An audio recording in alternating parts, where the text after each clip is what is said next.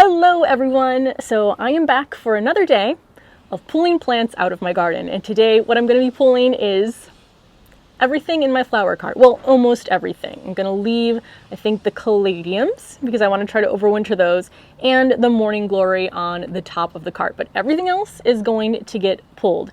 The main reason I'm doing this now is that nothing over there except for the morning glory is set up on drip, and when the plant sitter is here, or the cat sitter who's also going to be watching my plants, I just want to get rid of things that aren't going to be around much longer anyway, so that they don't have to worry about watering those as well. So I'm thinking I maybe might have like 10 plants, hopefully maximum, or 10 pots that they will have to water while we are out of town.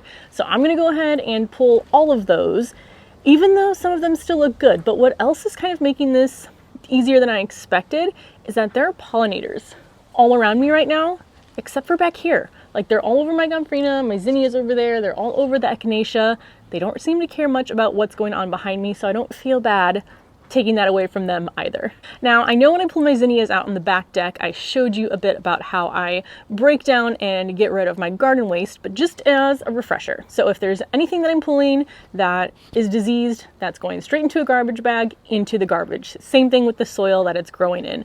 I don't believe that's an issue for anything back here. Next, if everything looks healthy, I will chop up the plants and put them in my tumbler composter, which is currently full, so that's not going to happen today. And then also what I've done with some of my larger containers is, again, assuming the plants are healthy, chop them up and just mix them in the soil to break down over winter. But that's only if I'm, again, pulling stuff from large containers, which all of these are pretty small. So that's not going to happen. So what I'm going to do is the same thing I did with the zinnias, or I'm going to pull the plants, put them in a garbage bag, put in the yard waste pickup request so that the city will take it to be composted, and I'm going to leave it right next to the garbage.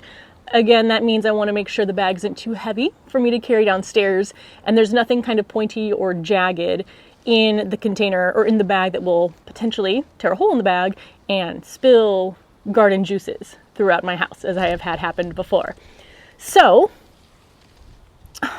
I think I'm going to save the gomphrena. I am going to miss this being so full. When we get back, I think I am going to do kind of like a tiny fall makeover on it when I pull the morning glory, although I go back and forth because, again, I can't really see this from the house. Maybe I can move in front of the windows. Anyway, all that is for another time in another video. Today, let's go ahead and empty out, for the most part, the flower cart. Let's take a look at what we've got over here. So in this pot, I have gomphrena, which I think I'm going to cut and save and dry. I also have in here Superbena. I'm just going to pull that, although I wonder if everything's maybe too intertwined, I might not save the gomphrena to dry. We'll kind of see how tangled everything is in there. Then I have some Superbells right here, here, and here that I really did love them. I'm just going to go ahead and pull them. The nights are getting cooler. They're not blooming as often, so you gotta do it. Then I have another petunia, which I loved. This is the Supertunia Saffron Finch. That yellow one right there, that one's gonna go. And then everything else, I guess, is gonna stay. Oh no, just kidding. The baskets here, I'm also going to pull. So the Pachoa and Lantana, I'm gonna leave the caladiums like I said.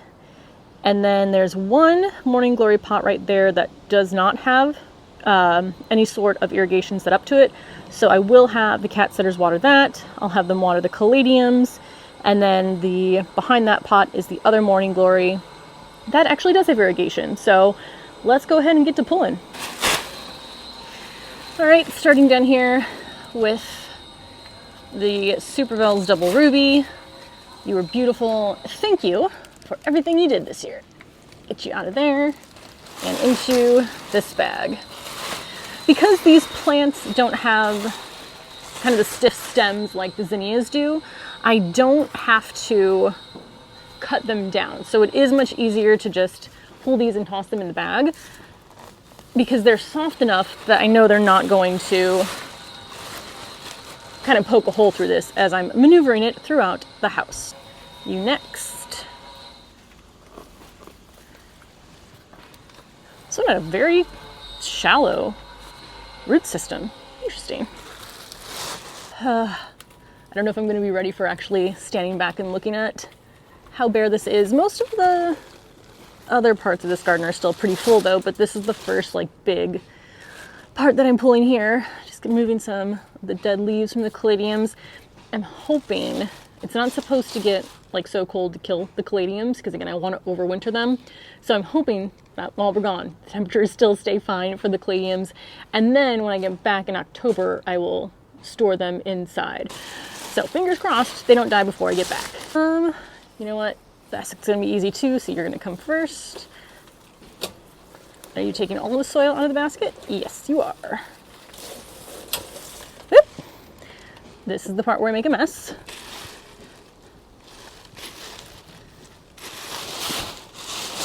Bag is still light enough for me to carry on my own, so that is good. Just removing the rest from here, and I have an empty basket. Maybe I'll pop a mum in it. That would look pretty. And Lantana, oh, you've done so well. So thank you for everything this year, but it's time to go.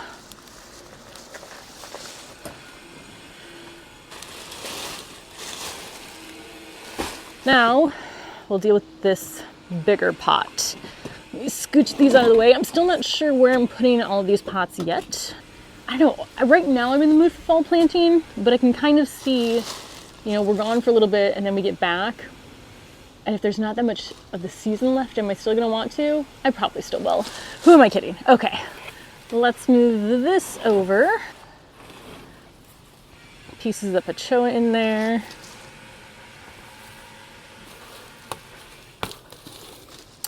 I'm thinking, looking at this, it's all gonna be too tied together, and the Gomphrena anyway is a little bit fragile or delicate, so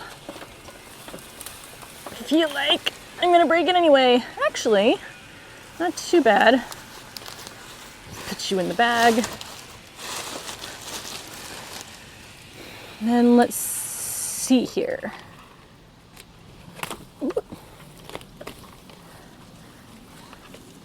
Looks like I can save pretty easily these branches. So shaking off the dirt, and the table's wet from the rain, so you can sit on this chair. All right, there's still some root balls in here. Oh, and a spider. So sorry, I'm just disturbing everyone's habitat right now.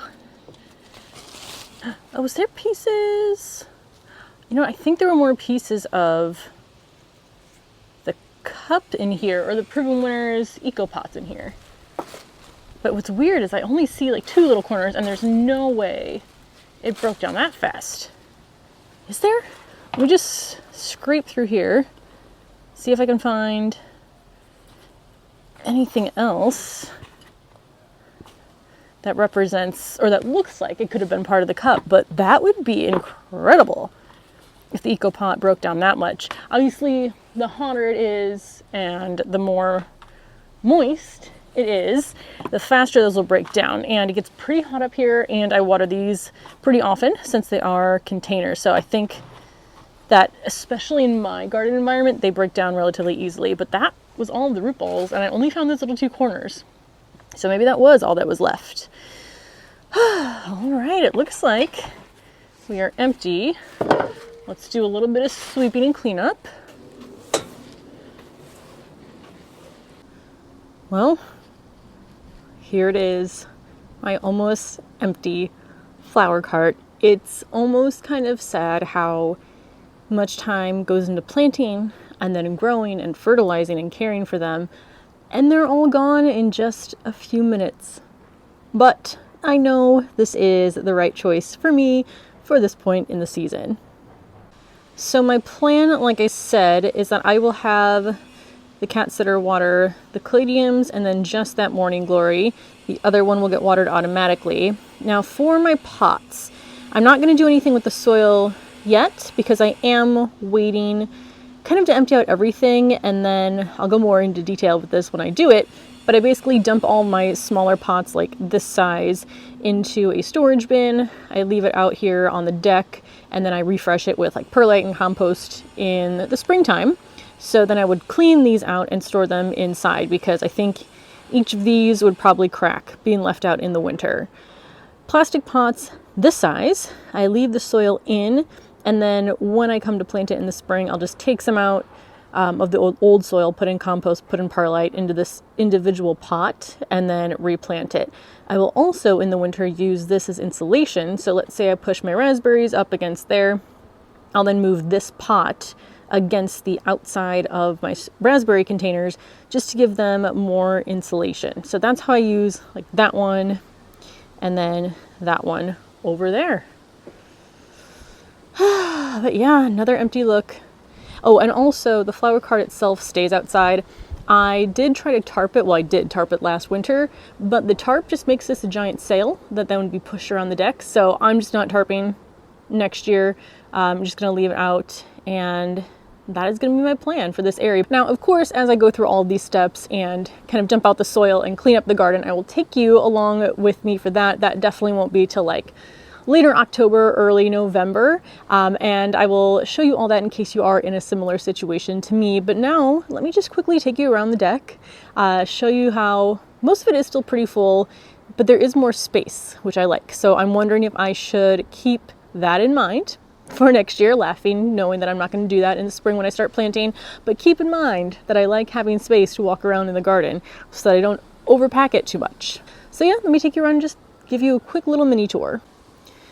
So overall, I mean, yeah, still pretty full. There's definitely stuff that I don't think is going to make it while we're gone, but I'm probably not going to pull it beforehand, but it's all set up on drip, so it's not like I have to. But if we come around here, I love how wide the walkway is right here. So that's one of the things I want to try to do next year, is leave this open. That petunia looks pretty sad. I could probably pull it, but my bag for today is full, so I'm not going to do that yet. Oh, my peas. I don't know if I've actually shown them. My peas are starting to grow. I think I need to add more twine lower to get them kind of started as they grow up. Also with removing, what did I pull from here? I forgot if it was the status that I pulled from here. There's now more space, so I might just sow a few more peas there too. So that's over there. This bed's still full. My not native, but I thought was native bed. Still need to figure out plans for that. I need to do a bunch of harvesting today on my tomatoes and peppers. Gomphrena is going to stay till I get back. Zinnias are going to stay, but I am going to make bouquets. But yeah, I mean, you can still see how full the garden is right now. So even though that corner is a little empty, I'm not too sad yet. So that's going to be everything for this video. Like I said, I don't think there's anything else I can think of that I'm for sure going to pull before we leave. I'll worry about all that when I get back. October is definitely going to be a month of just garden cleanup and getting things ready for the inevitable winter that is on the way that I'm still not ready for. So thank you so much for watching. Let me know how full your garden still is or if you've started to pull a lot, and I will see you in the next video. Bye.